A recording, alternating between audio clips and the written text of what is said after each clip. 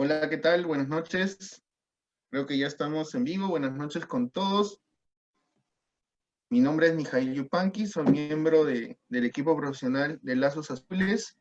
Hoy, como cada viernes, estamos aquí transmitiendo en vivo con una ponencia muy interesante el día de hoy. Damos la bienvenida a Jorge, que nos va a exponer un tema muy interesante sobre el campo del autismo.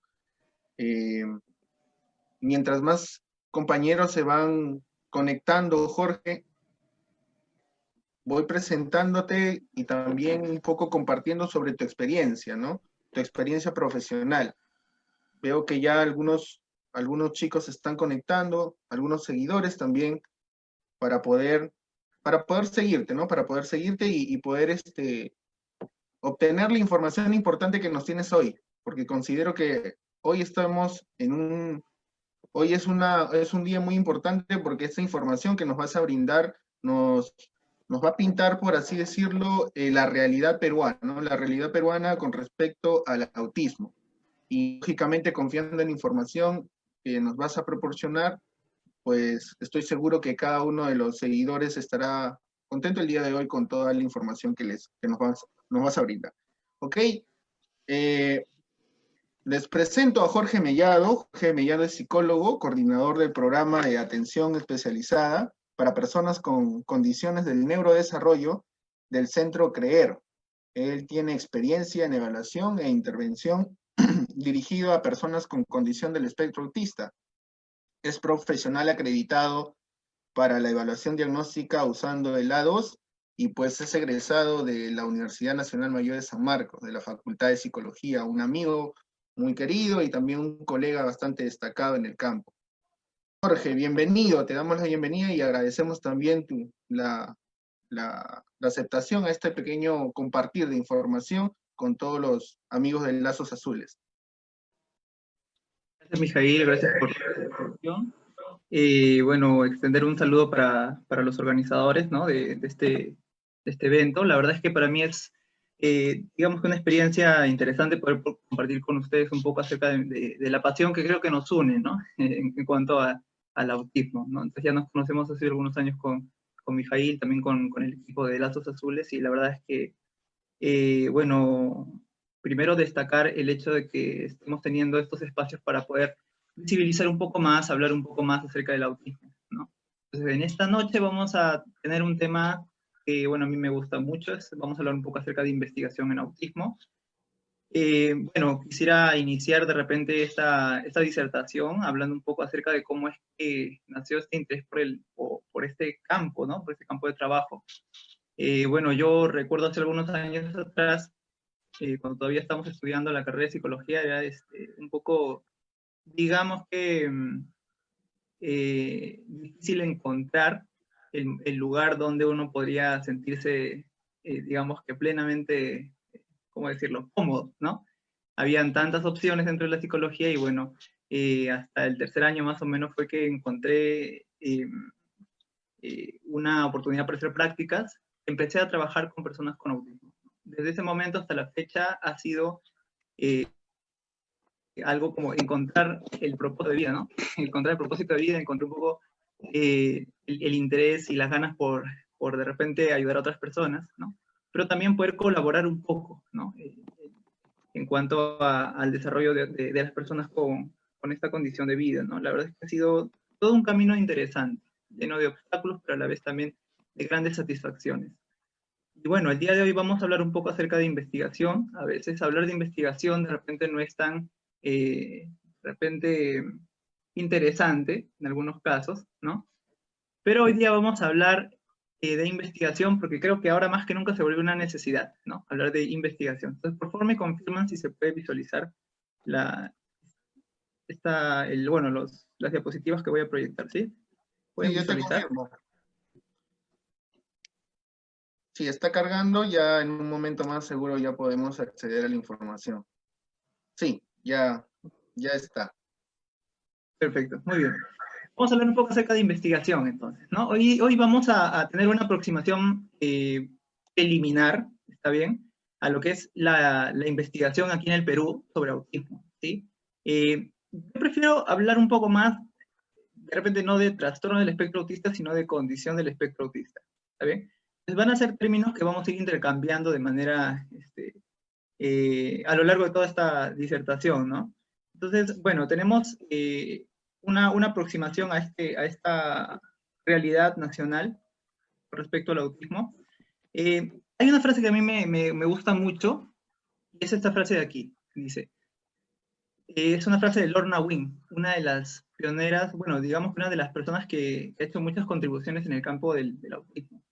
Dice, nada es totalmente original. Dice, todos están influenciados por lo que se ha oído antes. Entonces, esto es algo que tenemos que tener en cuenta cuando hablamos de investigación. Digamos que en muy pocas ocasiones digamos que se descubre algo completamente nuevo, o es que en algún lugar del mundo alguien piensa y eso es algo completamente nuevo para todos, ¿no? A veces pasa que necesitamos pararnos sobre los pies sobre los hombros, perdón, de otras personas que ya han visto de repente durante toda su trayectoria, pues diferentes situaciones que puedan ayudarnos a comprender mejor esta realidad, la realidad de las personas y de las familias de personas con condición del espectro autista. Entonces, esta frase me ayuda un poco a entender esto, ¿no? Nada es totalmente original, todo está influenciado por algo que ya se ha oído antes, ¿no? Ahora, esta es otra frase que a mí me impacta mucho, que a mí me gusta mucho, y es una frase de Leo Kanner. Luego vamos a hablar un poco acerca de él, ¿no? Dice, todos los niños, todos los adultos, todos quieren lo que yo llamo las 3 A's, dice, ¿no? Afecto, aceptación y aprobación. Si el niño tiene eso, independientemente de su coeficiente intelectual o cualquier otra cosa, estará bien, dice. Es una de las cosas que a mí más me ha impactado de esta frase, de uno de los pioneros básicamente del estudio del autismo, que es Leo Kanner. Lo vamos a ver un poquito más adelante, ¿no?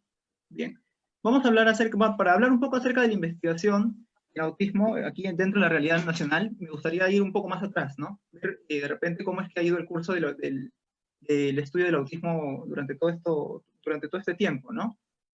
No solamente aquí, sino también afuera. El primer caso, digamos que bien documentado sobre autismo, fue el caso de Víctor, el niño salvaje de Aveyron. Esto es en Francia, en 1801. Las dos personas que realizaron esta descripción detallada fueron Jean-Marc Gaspard, Ether, y Philippe Pinel, ¿no? En este caso, ambos realizaron una descripción bastante interesante sobre Víctor, que había sido un niño que había sido criado, de repente, había sido deprivado de la experiencia social, por decirlo así, y que vivía, digamos que en los bosques, ¿no? de Francia, del sur de Francia. Entonces, la curiosidad de este asunto es que en 1801, digamos que tenemos un primer registro, claro, de lo que es un posible caso de condición del espectro autista, ¿no? Bien. Viendo un poco más adelante, de repente tenemos el caso de Eugen Bleuler, ¿no? Acuña el término o aplica este término para poder describir este grupo de personas que tenían estas características, ¿no? Que ya conocemos. Básicamente él habla acerca del griego autos, ¿no? Y hace mención un poco a esa, digamos que forma particular de enfocarse más en una experiencia privada, una experiencia más individual, en comparación con la necesidad de socializar con otras personas. ¿Está bien? Entonces, Eugen Bleuler es la persona que de alguna u otra manera acuña este término o lo utiliza en todo caso en una primera instancia. Después tenemos, bueno, más adelante, ¿no? A dos autores que son bastante interesantes, dos investigadores. Uno de ellos es Hans Asperger, el otro es Leo Kanner. Nosotros, creo que muchos de nosotros conocemos un poquito acerca de estos autores, y hay una controversia muy interesante. ¿Por qué? Porque en el caso de Leo Kanner, por ejemplo, se dice mucho de que él fue una de las primeras personas en realizar un estudio, digamos que más detallado sobre el autismo y describir, por ejemplo, el autismo. Era uno de los pioneros en hablar del autismo. Él hace una publicación en 1943, si no me equivoco, ¿no? 1943. Y posteriormente, en 1944, tenemos una publicación de Asperger, ¿está bien? Dicho sea de paso, Asperger no era muy conocido en ese entonces. Muchos años después se empieza de repente a visibilizar su trabajo, pero digamos que había una controversia por saber quién era el primero, ¿no? Y lo más interesante de todo es que de repente, digamos que apuntaba toda la evidencia que era Leo Kanner el primero en haber publicado acerca de autismo, ¿no? Sin embargo, lo que vemos es que eh, Asperger ya hablaba de autismo muchos años antes, ¿no? En 1934 más o menos ya él estaba escribiendo a algunos colegas y hablaba un poco acerca de autismo. Ahora, lo otro interesante es que, bueno, digamos que un predecesor antes de ellos dos incluso fue Ana Sujareva, ¿no? En 1926 más o menos, que publica, una mujer que publica un poco acerca de autismo, ¿no? Y que digamos que posiblemente pudo haber tenido una influencia en los trabajos de algunos de ellos, ¿no? Bueno, tenemos también un hito importante, que es el concepto de madre nevera, que fue acuñado por Bruno Waldenheim en 1967. Digamos que la forma de interpretar el autismo era desde una forma un poco más psicodinámica, ¿no? Y lo curioso del asunto es que, bueno, pues él acuñó este término de madre nevera para poder explicar que el autismo era provocado porque de alguna u otra manera pues las relaciones afectivas entre la madre y el niño en las primeras etapas no habían sido del todo favorables, ¿no? Producto de ello era que los niños con autismo reaccionaban de esta forma, por decirlo así. Entonces buscaba una causa o el origen del autismo en factores sociales, en este caso la relación primaria que tenían los padres, en este caso la madre con el niño, ¿no? Este es un caso interesante, me pareció importante consignar esto porque tuvo un impacto muy importante, ¿no? Tuvo un impacto muy importante en las familias, en las personas de familias con autismo, ¿no? En ese entonces. Y de por sí ya implicaba, digamos que algo desagradable pensar que esta situación o esta condición de vida estaba relacionada con que las madres no habían sido de todo, digamos que afectuosas con los niños, ¿no? Entonces, traía de por sí una situación muy complicada, muy complicada. La evidencia pudiese respaldar esta teoría, en realidad no habían estudios serios que pudieran demostrar que esto era real, ¿no? Es más, toda la evidencia que se documentó hasta la fecha iba en contra de lo que este autor decía, ¿no? Pero esto sucede, digamos, y vamos a pensarlo de esta manera, lo puse aquí porque creí que esto sería un buen ejemplo de lo que podría pasar si los profesionales, ¿no?, dedicados a la rama del autismo, de alguna u otra manera, pues, dejan de lado la evidencia, dejan de lado la investigación, ¿no?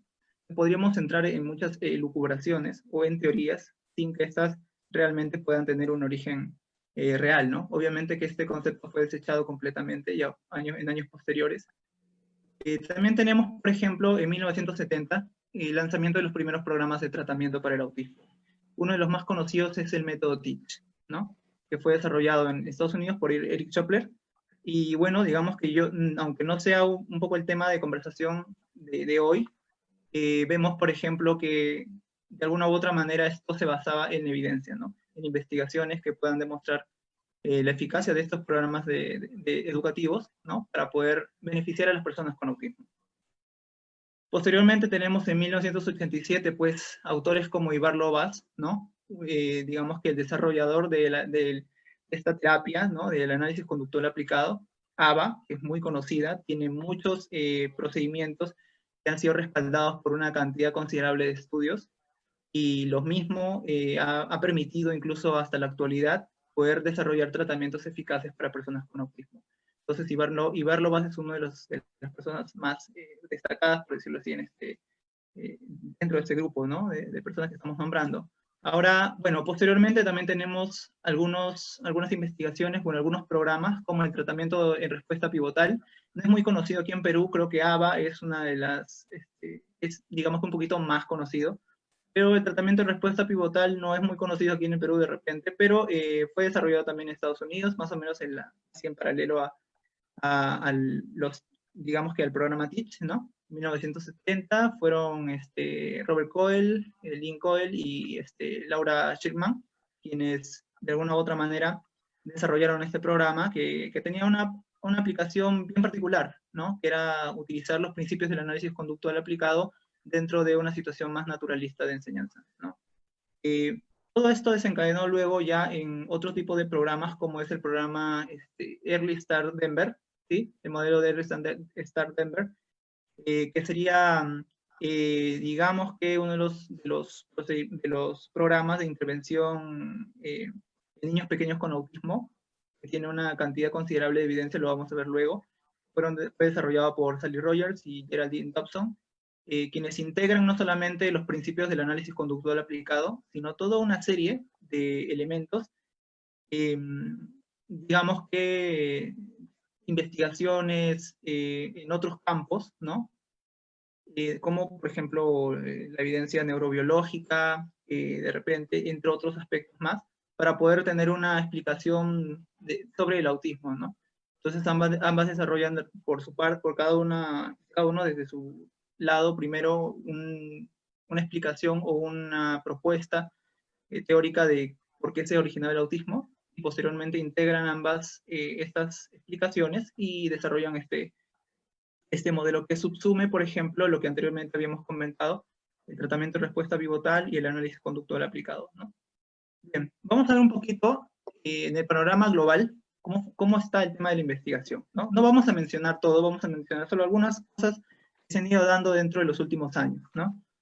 Por ejemplo, hay un estudio, una revisión sistemática, en donde se evalúa, por ejemplo, cuál es la mejor forma de evaluar el autismo, por ejemplo, ¿sí?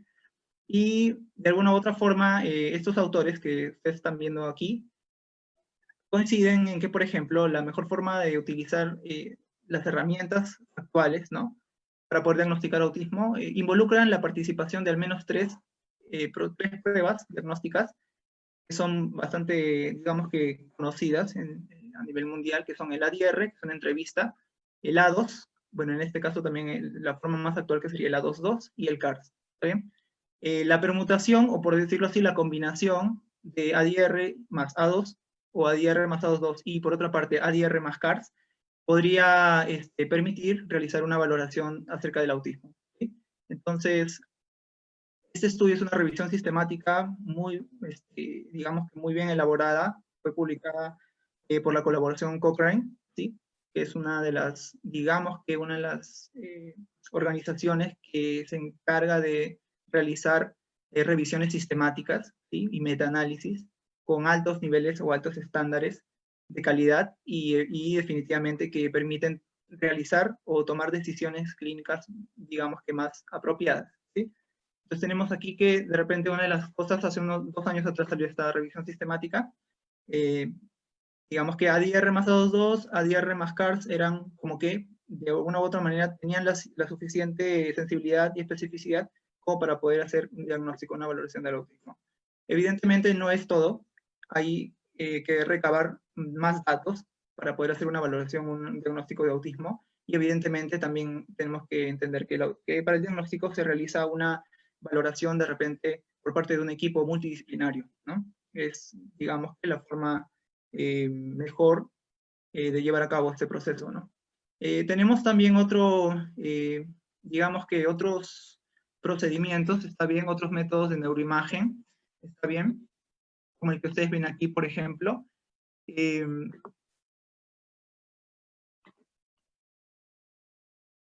¿Pueden ver mi pantalla? ¿Me confirman, por favor? ¿Se dejó de compartir, Jorge?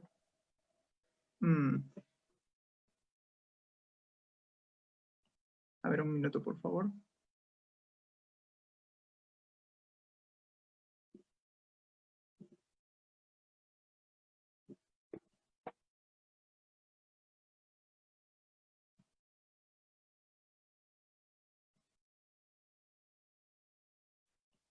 ¿Pueden verlo ahora? Ahora sí. ¿Sí? Sí, ahora sí. Ok, muy bien. Bueno, nos quedamos aquí en este método de neuroimagen, que es la espectroscopía funcional, si no me equivoco. Se han realizado algunos estudios donde han permitido identificar que este método, ¿sí?, de neuroimagen ha sido, digamos que, bastante prometedor en cuanto a investigación para hacer diagnóstico, ya que han identificado de que hay zonas en el cerebro que se activan, está bien, digamos que en la parte prefrontal específicamente, y que de alguna u otra manera permiten realizar una valoración del autismo, un diagnóstico de autismo de repente en etapas mucho más, digamos que previas a lo que normalmente se realiza, ¿no? Un diagnóstico de autismo generalmente pues está los procedimientos actuales y las herramientas actuales nos permiten hacer un diagnóstico, una evaluación a partir de los 2 años. La academia, perdón, sí. En Estados Unidos, por ejemplo, se propone que el diagnóstico de autismo se pueda realizar a partir, o la valoración a partir de los 2 años en adelante, ¿no? O sea, es posible realizar una valoración para identificar un riesgo de autismo y comenzar una intervención lo más próxima posible, que es lo que deseamos, ¿no? Poder realizar una evaluación, digamos que lo que nos permita realizar una detección temprana y posteriormente realizar una intervención temprana. También tenemos otros estudios de neuroimagen también, en donde, por ejemplo, de alguna u otra manera, o se está intentando realizar una identificación temprana con algunos marcadores y algunas formas específicas en cómo el cerebro puede reaccionar durante tareas, por ejemplo, de atención conjunta, durante análisis, por ejemplo, de emociones, entre otros aspectos. ¿Está bien? Y tenemos un poquito de algunas investigaciones de este corte. También tenemos una investigación que se ha publicado este año también, en abril de 2020, donde hablaba un poco acerca de las vacunas, por ejemplo, ¿no? Y el riesgo. Esto es algo interesante a tener en cuenta porque en muchos países, por ejemplo, digamos que hay sectores que propugnan el hecho de quitar las vacunas, ¿no? Para la sarampión, por ejemplo, debido a la presencia de algunos, digamos que algunos componentes que, entre comillas, podrían resultar tóxicos, cosa que ha quedado demostrada que no es así, ¿verdad? Y que de alguna u otra manera los beneficios son mucho más en comparación con los perjuicios, ¿sí? Entonces aquí tenemos, por ejemplo, una investigación reciente, ¿no? Respecto a las vacunas. Bueno, por otra parte también tenemos dos estudios bastante interesantes, en donde uno en Estados Unidos y otro en España también, en donde, por ejemplo, se han validado, se han actualizado, de repente se ha actualizado una herramienta interesante que es el MChat-R, con ficha de seguimiento. Aquí en el Perú he visto un estudio nada más en donde se ha hecho una versión previa que sería el MChat, ¿sí? El MChat, y de alguna u otra manera esta lista, que es bastante interesante, nos permite realizar una identificación temprana, ¿está bien?, del autismo. Actualmente ya existe la versión revisada con una ficha de seguimiento que es interesante porque no solamente nos permite realizar entregar el cuestionario al papá para que esté complete, sino que también posteriormente al identificar algún tipo de preocupación, luego de una primera etapa pasamos a una segunda etapa en la que nosotros entrevistamos al padre, a la madre, para recabar mayores datos y poder determinar de alguna u otra manera si tu niño presenta de alguna u otra manera un riesgo de autismo, ¿no? Es importante la identificación temprana. El MChat-R es la versión, digamos que un poco más actualizada. No hay estudios todavía en el Perú sobre esto. Y bueno, al menos no difundidos, ¿no? Entonces, sería cuestión de poder tener en cuenta ello, ¿no? Luego vamos a hablar un poco acerca de esto. A nivel de intervención, por ejemplo, tenemos investigaciones que incluso hasta la fecha han demostrado la eficacia de tratamientos o programas de intervención para niños pequeños con autismo, como por ejemplo el modelo Denver de intervención temprana. Evidentemente hay otros enfoques de intervención, otros programas de intervención, pero digamos que en la actualidad digamos que hay una cantidad considerable de información respecto al modelo Denver de intervención temprana. Dicho sea de paso, es uno de los pocos modelos que ha podido realizar de alguna u otra manera ensayos aleatorios controlados, ¿no? Que serían un nivel más alto de exigencia en cuanto a investigación, y han evidenciado, digamos que, progresos favorables, ¿no?, en los niños que han recibido este tipo de programa. Bueno, vamos a ver un poquito acerca de la realidad en investigación en el Perú. ¿Está bien? Bien. Bueno, vamos a ver algunos datos previos respecto a ello. Acá vamos a hacer algunos comentarios, ¿no? Bueno,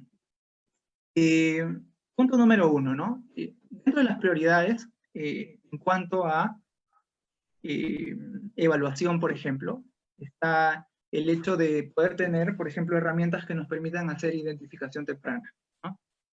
Hay una cantidad enorme de evidencia que demuestra que la intervención temprana, de alguna u otra manera, posibilita resultados favorables a futuro, un pronóstico mejor, ¿no? Entonces, tenemos algo particular, y es que en el Perú existen muy pocos estudios sobre herramientas que nos permitan diagnosticar el autismo en etapas tempranas. O sea, en otras palabras, instrumentos de evaluación de tamizaje, ¿no? O instrumentos de evaluación, digamos que nos permitan, bueno, de identificación en todo caso temprana, ¿no? Entonces, hay pocos estudios. De hecho, lo interesante es que hay estudios que tienen una cantidad, por ejemplo, tienen problemas metodológicos dentro de ellos, la cantidad de muestras que han utilizado para poder realizar la adaptación de estas pruebas, por ejemplo. Y allí tenemos un tema interesante, ¿no? Que no tenemos de repente herramientas que tengan de repente un respaldo suficiente a nivel nacional para realizar diagnóstico temprano, ¿no? O detección temprana. Entonces, esa es una de las cosas que tenemos que tener en cuenta. Otro de los aspectos que tenemos que tener en cuenta es, por ejemplo, no tenemos estudios de prevalencia, ¿no?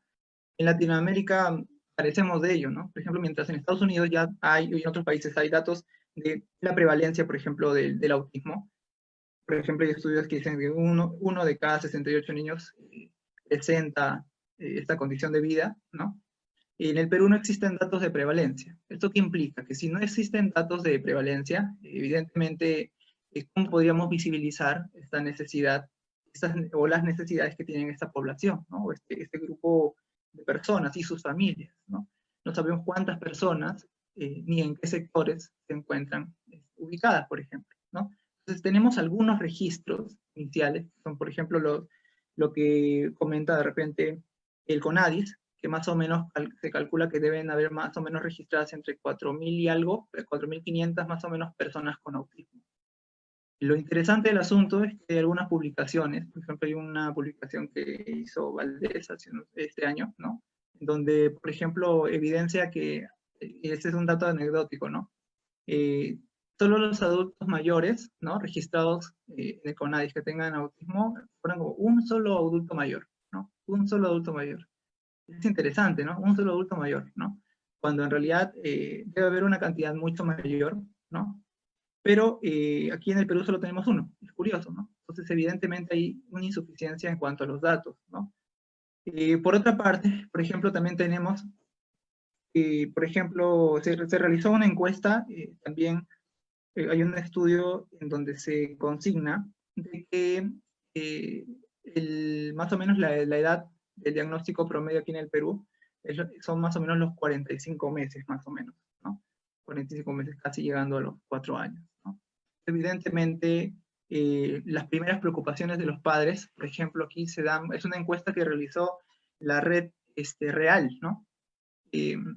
Aquí en Latinoamérica, y bueno, se hizo una encuesta aquí en el Perú. Es una encuesta que fue fabricada o elaborada por AutisSpeak, ¿no? Que es una organización muy, muy importante en cuanto a autismo, y lo que se pudo develar un poco es que las primeras preocupaciones de los padres están entre los 9 y los 12 meses. Entonces, están entre los 9 y 12 meses las primeras preocupaciones, pero el diagnóstico se posterga todavía hasta más o menos los 4 años, ¿no? Evidentemente, este desfase en cuanto al tiempo es una preocupación, porque sabemos que si detectamos antes, podemos intervenir antes, y si podemos intervenir antes, el pronóstico futuro mejora. Pero tenemos un desfase importante de tiempo, y eso es una preocupación que evidentemente tenemos nosotros, bueno, al menos las personas que están interesadas en el campo tendrían que poder tomar en cuenta, ¿no? Pero no hay estudios que puedan ayudarnos a poder diagnosticar de manera más temprana. Hay un estudio que se realizó, me parece hace unos años atrás, realizado en Cayetano Heredia, en donde se proponía digamos que un mecanismo digital para poder hacer algo que se llama el seguimiento ocular, ¿no? Rastreo ocular, ¿no? Mediante ello poder hacer un diagnóstico precoz. Me parece una investigación interesante, pero no hay que replicar. Pero bueno, en fin, vamos a ver un poquito de lo que, esto es, digamos que el panorama general, ¿no? Vamos a ver un poquito ahora lo siguiente. Bien. Bueno, junto con un grupo de colegas hemos empezado, bueno, una investigación, ¿está bien? Una investigación en donde estamos tratando de identificar cómo está el tema de la investigación aquí en el Perú, ¿no? En cuanto a la condición del espectro autista. Y vamos a compartir un poquito algunos datos preliminares nada más sobre qué hemos podido ya en este transcurso de tiempo que vamos revisando la información. hemos podido visibilizar. Aún hay todavía mucho pan por rebanar, pero digamos que vamos a comentar algunos elementos interesantes, ¿no? Se está realizando una revisión sistemática de toda la evidencia actual que se haya publicado sobre autismo en el Perú, ¿sí? ¿Cómo se está realizando esta revisión? Básicamente en diferentes bases de datos. Por ejemplo, tenemos la base de datos LILAC, por ejemplo, donde se concentra una gran cantidad de estudios publicados en países de Latinoamérica, ¿sí? Y el Caribe también, en cuanto a la parte de salud, ¿no? Por otra parte, también hemos buscado dentro de otra base de datos que sería Medline, a través de su buscador que es PubMed, ¿sí? También tenemos que, digamos que de alguna u otra manera concentra una gran cantidad de literatura médica, pero médica y de ramas afines, ¿no? Pero digamos que en inglés, ¿no? Por otra parte también está ERIC, que sería una base de datos especializada en educación. Y bueno, pues también incluimos dentro de esta búsqueda esas tres, digamos que son las más importantes, más grandes. Y por otra parte también incluimos a otras bases de datos como Redalyt y Dialnet. Y por último, también el registro de tesis o ¿no? de investigaciones aquí en el Perú también, que es Renati, ¿no? Muy bien. Bueno, realizamos una búsqueda en estas bases de datos y encontramos, por ejemplo, de primera instancia esto, ¿no? La cantidad de estudios, como ustedes pueden ver, es muy pequeña, ¿no? Por ejemplo, en Medline encontramos solamente 3 estudios sobre autismo, en donde están implicados, pues, autores peruanos, ¿no? Por otra parte, en LILACS encontramos solo 13 estudios, ¿no?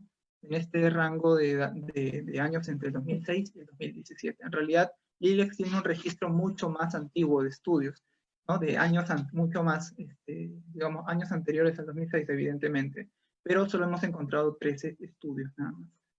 En ERIC, que sería la base de datos en educación, solo 4 estudios, nada más, 4 estudios.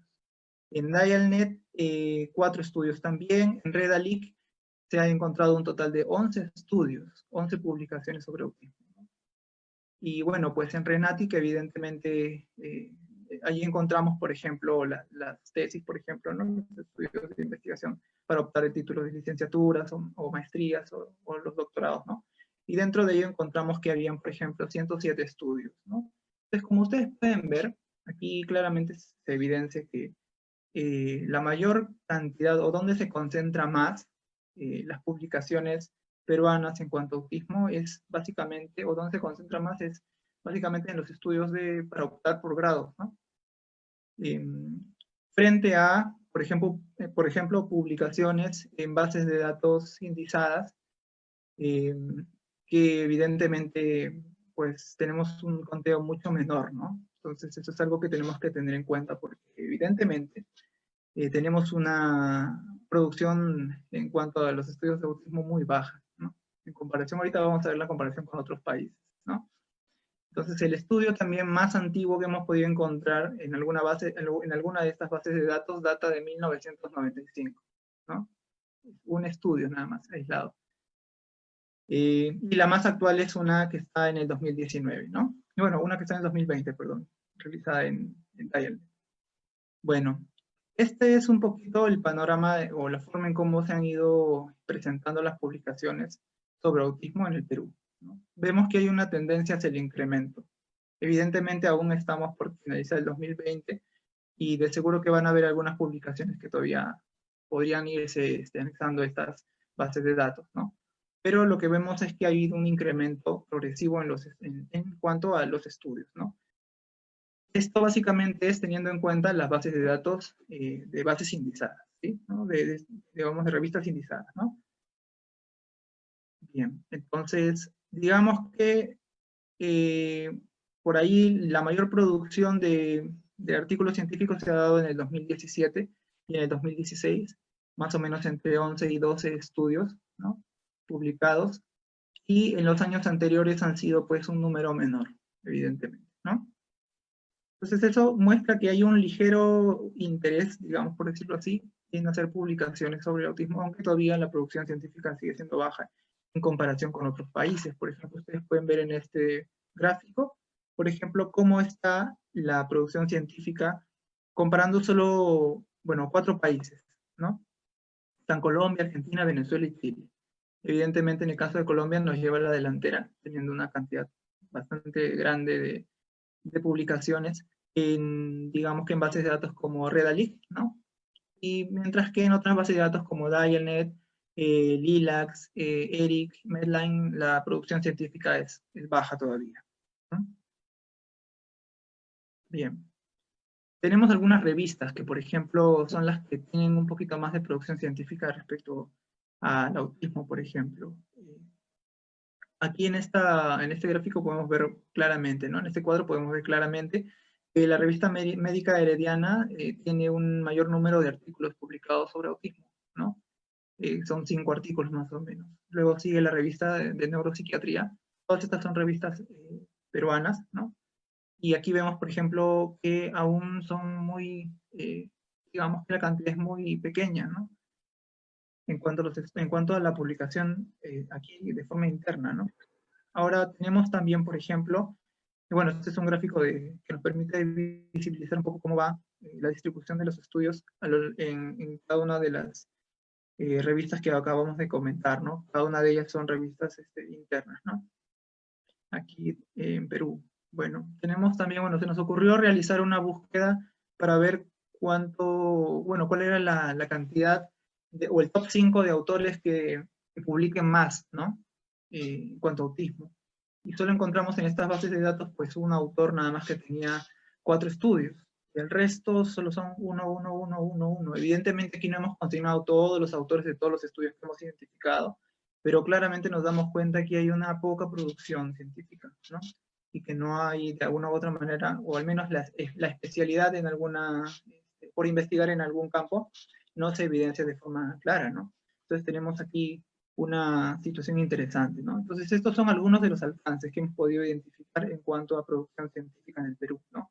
Hay todavía mucho pan por rebanar, todavía estamos en proceso de desarrollo de la investigación, pero todo muestra un panorama muy peculiar, ¿no? Y es que la producción científica del autismo aquí en el Perú es muy baja, es muy baja. De alguna u otra manera, eso tendría que ser un llamado de conciencia para que las personas implicadas en cuanto a ayudar a extender servicios a personas con condiciones como el autismo puedan tener en cuenta, ¿no? Y de repente, y hay algo que vemos que es interesante aquí, es que si bien puede haber una cantidad de especialistas dedicados a la parte de intervención, lo que sí vemos es que esto no se refleja en cuanto a la producción científica, ¿no? Ahora, una de las cosas interesantes es que el 80% de las publicaciones en el mundo sobre autismo se concentran en países de, digamos, de habla en inglés, ¿no? Y con realidades culturales que muchas veces distan de nuestra realidad, ¿no? Entonces, aquí en el Perú tenemos esta dificultad todavía, ¿no? Tenemos un reto muy importante todavía, ¿no? Eh, digamos que de alguna u otra manera eso podría ser un poco lo que podemos comentar o lo que hemos encontrado en este estudio de manera muy breve. Aún hay todavía, digamos, un trecho muy largo en cuanto a poder revisar los materiales o las investigaciones que se han publicado hasta la fecha.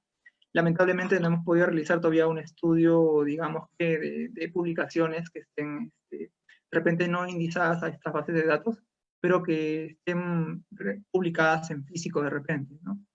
Digamos que es un poco difícil la situación actual, no nos permite acceder a esto, pero algunas lecciones que tenemos que tener en cuenta deberían ser las siguientes al menos, ¿no?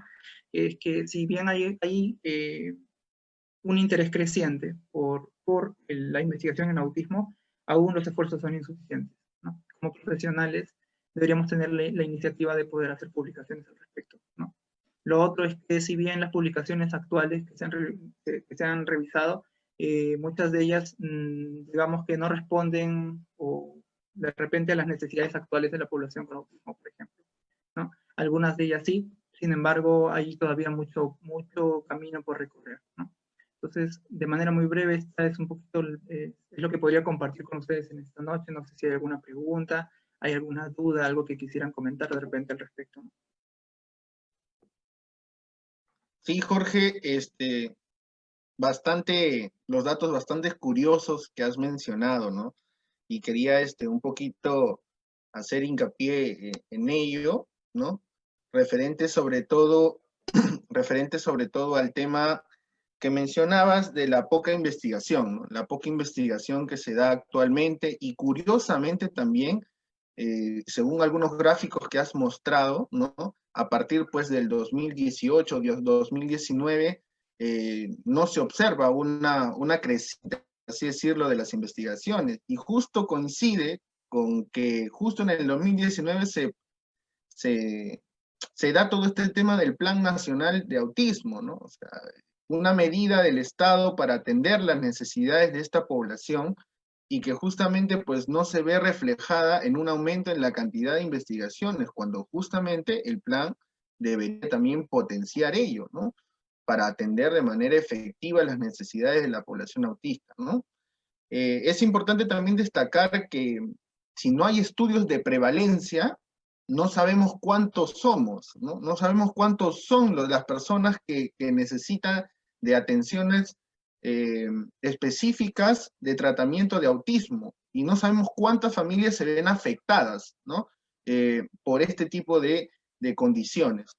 Y al no saber cuántos somos y al tener solamente datos aislados, pues no se pueden construir políticas públicas para justamente la atención de estas personas, ¿no? Y es lo que necesitamos actualmente, ¿no? Las personas con autismo no son personas, no son pocas, son muchas, sino que no se tienen datos específicos, ¿no? Y se tienen datos aislados, de repente por una poca coordinación entre los ministerios, ¿no? En una poca coordinación entre estos sistemas gubernamentales que deberían tener pues una base específica de cuántos en realidad somos, qué necesidades tienen y poder atenderlas, ¿no? Esos datos son muy destacables, ¿no? Y justamente lo que mencionas en función a que, si bien es cierto, ahora hay muchas personas dedicadas a muchos profesionales dedicados a la parte de intervención y a la evaluación, es un jalón de orejas para todos en realidad, porque deberíamos también acoplar a nuestra práctica profesional la investigación, ¿no? Es importantísimo respaldar todo lo que hacemos y generar evidencia, porque la evidencia es lo que genera también la confiabilidad de algún tipo de método, algún tipo de estrategia que nosotros estamos utilizando en favor a esta población, ¿no? Entonces, me queda bastante claro muchas de las reflexiones que has mencionado, ¿no? Y qué importante pues es ir siempre de la mano con la evidencia, ¿no? La evidencia es una herramienta que no debe separarse de cualquier práctica profesional, ¿no? No se trata de hacer lo que uno intuye, ¿no? No se trata de hacer lo que uno cree, se trata de hacer lo que tiene justamente, lo que se ha comprobado, ¿no? Lo que tiene validez, ¿no? Y eso disminuye de manera significativa los efectos iatrogénicos que también algunos profesionales pueden provocar en algunos niños, ¿no? El hacer lo que uno cree puede generar daño y quizás todavía no hay esos estudios, ¿no? Efectos iatrogénicos que pueden generar los profesionales que no manejan un buen marco teórico, no manejan buena evidencia al realizar intervenciones en el campo del autismo, ¿no? Entonces, son puntos a reflexionar. Queda bastante interesante las propuestas que has mencionado. Y solamente un dato curioso que quizás por ahí saqué de tus gráficos es que han pasado cerca de 24 años desde el estudio que has mencionado, ¿no? De 1995 hasta actualmente 2020, cerca de 24, 25 años, y solamente la producción científica a raíz en temas de autismo ha recopilado 150, aproximadamente 150 investigaciones. O sea, en 24 años hemos hecho 150 investigaciones nada más, ¿no? Y lógicamente que si no se realiza investigación, pues no se tiene un marco bastante actualizado de lo que implica intervenir en el campo del autismo o en cualquier otra disciplina, ¿no? O en cualquier otra ciencia, ¿no? La investigación va a ser cada ciencia o cada disciplina evolucione, ¿no? Y necesitamos evolucionar. Aquí en el Perú necesitamos evolucionar. Más allá o dejando quizás por un momento el marco en el cual, en el estado de salud en el cual nos estamos, ¿no? En el marco general, la problemática que ahorita enfrentamos por la pandemia, ¿no? Necesitamos también reflexionar sobre ello, ¿no? Yo te agradezco y agradezco también a todas las personas que han estado conectadas, siguiéndote y siguiéndonos, ¿no? En realidad a la página de Lazos Azules, ¿no? Quisiera mandar un par de saludos para aquellas personas que se han conectado, ¿no? Y nos siguen visualizando, para Jonathan Palacios, Patricia Soledad, Magali Navarro, Magda Sofía, Galindo, eh, Isis, ¿no? Y hay algunas preguntas, ¿no? Eh, eh, Solamente dos cortitas para terminar. Una pregunta relacionada a si los instrumentos que has mencionado, ¿no? Referentes al ADR, al A22 y también al CARS, miden también, o se pueden distinguir, por lo que yo entiendo, algunos indicadores diagnósticos de también el trastorno del espectro autista, pero de alto funcionamiento, de alto rendimiento, ¿no? Esa es una. Y por otro lado, otra pregunta referente a por qué se da la falta de investigación del TEA, ¿no? Aquí en el Perú. ¿Por qué crees que se da esa falta de investigación? ¿Será por un desinterés del profesional o quizás por ahí va más allá, va a quizás una desvinculación de tipo voluntaria del gobierno o quizás de otras entidades por tratar de potenciar este campo que es importantísimo, ¿no? Bueno, vamos a comenzar con la segunda pregunta, me parece bastante peculiar. Bueno, les comento que, bueno, esa es una pregunta que me hice hace aproximadamente así 3 años, 3 años atrás más o menos. Y busqué información al respecto, busqué evidencia que respalde por qué los profesionales que trabajan o que prestan servicios a personas con autismo no se interesan por investigar. Y adivinen qué encontré. Falta de datos, ¿no? No hay investigaciones al respecto. Para poder hacer una aseveración, alguna aproximación a lo que realmente está pasando. No hay datos. No hay datos. Entonces, pero hay algunas hipótesis. De repente hay algunas hipótesis, ¿no? Bueno, yo creo que hay que tener, bueno, yo creo que en el Perú no hay mucho de repente esta cultura de la investigación, ¿no? Creo que más bien es algo que se está empezando a dar de manera progresiva, ¿no? Dicho sea de paso, en el Perú, pues, digamos que hay enfoques, por ejemplo, la práctica basada en evidencia, por ejemplo, aspectos como ello, que poco a poco están empezando a calar de manera más clara en la conciencia de los profesionales, ¿no? Eso hace que evidentemente empecemos a preocuparnos. ¿Estaremos haciendo lo correcto? ¿Estaremos siguiendo el camino correcto? ¿Estaremos empleando las técnicas, los procedimientos o de repente, qué sé yo, los instrumentos correctos como para poder realmente ayudar a las personas a las cuales nosotros prestamos servicios? Es la pregunta. Entonces, yo creo que de alguna u otra manera, digamos que si bien no hay este interés, posiblemente se deba un poco a esta cultura ¿no? O esta poca cultura que tengamos sobre la investigación, ¿no?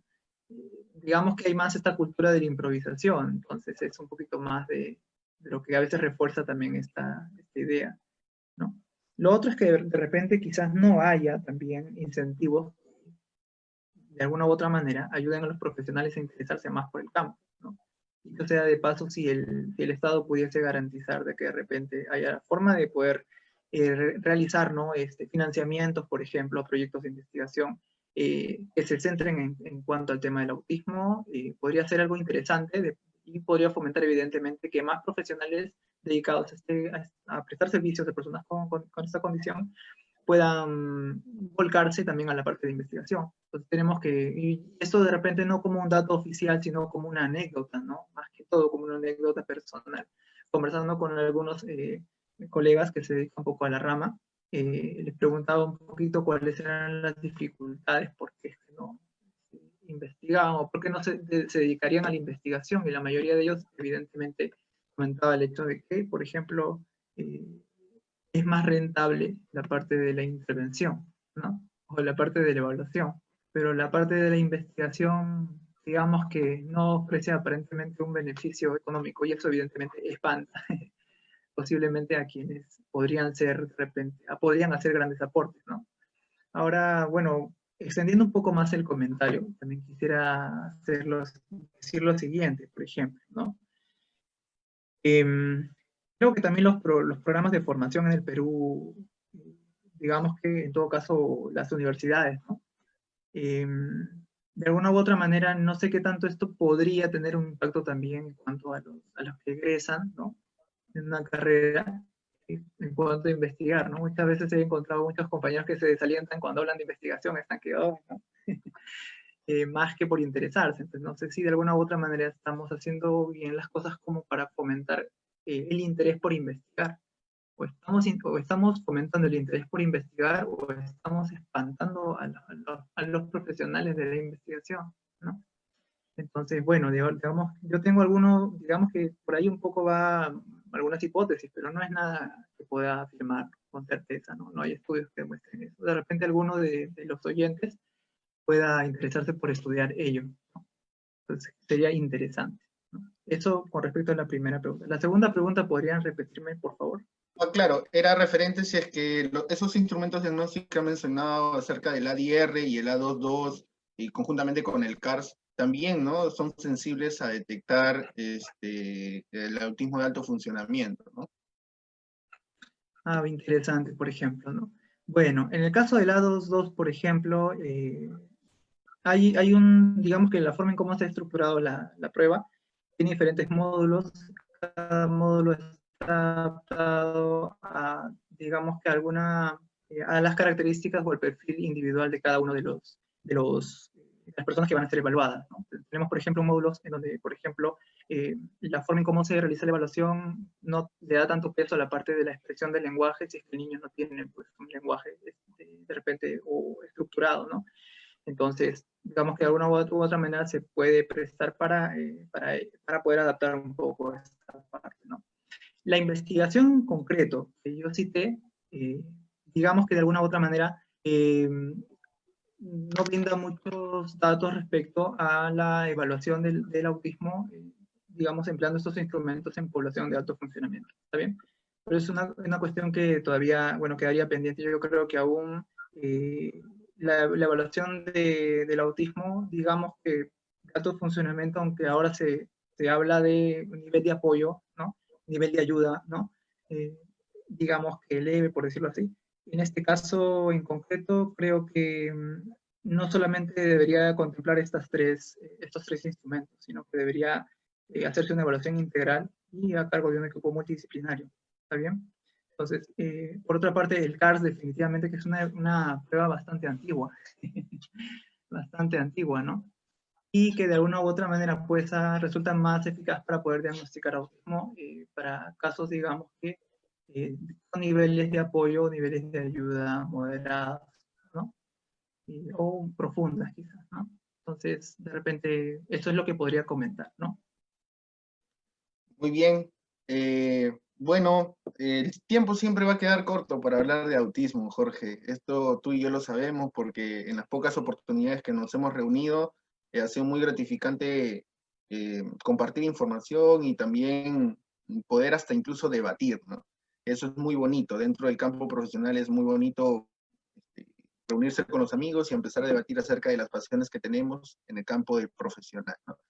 Yo te agradezco enormemente y agradezco a las personas que están siguiendo esta transmisión y que han venido siguiendo atentamente todo lo que he tomado en esta pequeña conferencia, en esta pequeña presentación.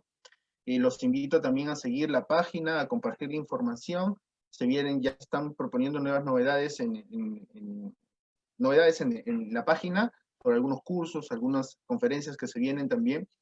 Y pues nada, Jorge, de verdad muy agradecido contigo por toda la información que nos has brindado y conjuntamente con todos los profesionales que están visualizando, pues te damos las gracias, esperando pues que no sea la primera ni la última vez de tenerte aquí y poder compartir esta información a través de Lazos, que justamente se ha creado para ello, ¿no? Se ha creado para compartir información relevante acerca del campo del autismo. Un gran abrazo, amigo, bendiciones para ti, cuídate mucho, saludos a todos también, a todos los seguidores de Lazos. Un gran abrazo para todos y nos estaremos viendo en otra próxima transmisión. ¿Ok? Muchas gracias. Buenas noches con todos. Chao, Jorge. Nos vemos. Gracias. Buenas noches.